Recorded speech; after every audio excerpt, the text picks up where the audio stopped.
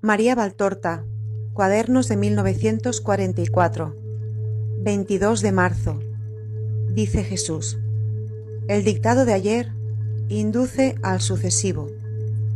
Las familias en las que no domina Dios, sino la sensualidad y el interés, y por lo tanto las derivaciones de Satanás, no son familias. Ellas son el origen de graves desgracias que, desde el interior de la célula familiar, se irradian y arruinan los grupos nacionales y a partir de estos, también la paz mundial. Sucede así porque están creadas sobre una base de sensualidad e interés, y por lo tanto, no se elevan hacia lo que es santo. Por el contrario, como hierbas malsanas nacidas en el barro, se arrastran siempre por el suelo. Dice el ángel a Tobías: te mostraré quiénes son esos sobre los cuales tiene el poder el demonio. O en verdad hay cónyuges que desde la primera hora de su unión están bajo el poder demoníaco. Es más, lo están ya antes de ser cónyuges. Lo están desde que toman la decisión de buscar un compañero o una compañera, pero no lo hacen con un recto fin, sino con solapados cálculos en los que imperan de modo soberano el egoísmo y la sensualidad. No hay más sano y más santo que dos seres que se aman honestamente y se unen para perpetuar la raza humana y ofrendar almas al cielo. La dignidad del hombre y la mujer que se convierten en padres es la segunda dignidad, después de la de Dios. Ni siquiera la dignidad real es semejante a ella, porque aún el más sabio de los reyes no hace más que gobernar a sus súbditos. En cambio, los padres atraen sobre sí la mirada de Dios y raptan a esa mirada una nueva alma que encierran en la envoltura de la carne nacida de ellos. Casi diría que en ese momento tienen a Dios como súbdito, porque Dios crea inmediatamente una nueva alma para el honrado amor de ambos, que se une para dar a la tierra y al cielo un nuevo ciudadano. O si pensaran en el poder que tienen y al que Dios asiente inmediatamente.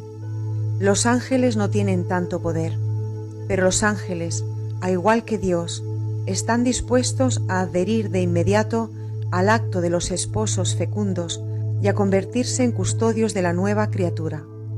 Mas como dice Rafael, son muchos los que abrazan el estado conyugal de modo tal que arrojan a Dios de sí y de su propia mente y se abandonan a la libido. Sobre estos el demonio ejerce su poder.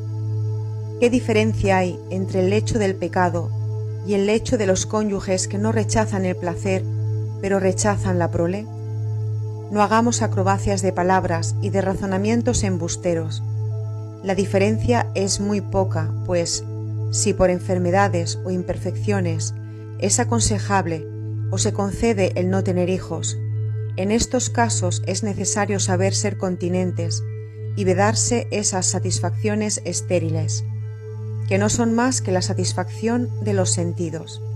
En cambio, si nada se opone a la procreación, ¿por qué transformáis una ley natural y sobrenatural en un acto inmoral que falsea su finalidad?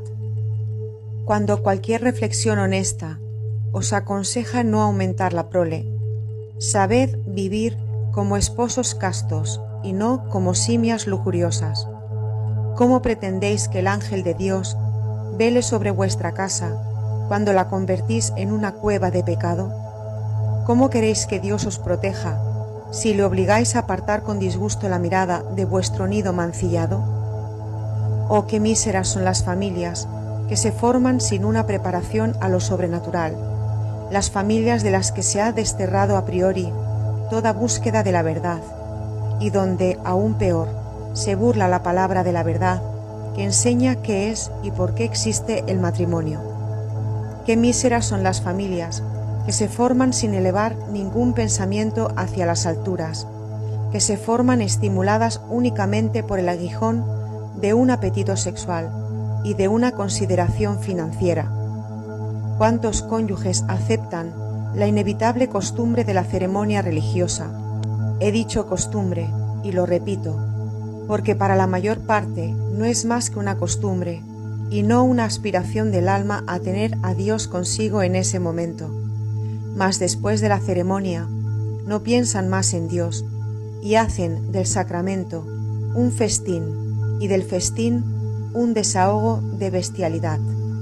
Pero según mi pensamiento, el sacramento no termina con la ceremonia religiosa, al contrario, comienza con ella y dura tanto como la vida de los cónyuges, así como el acto de profesar no dura cuanto la ceremonia religiosa, sino tanto como la vida del religioso o la religiosa.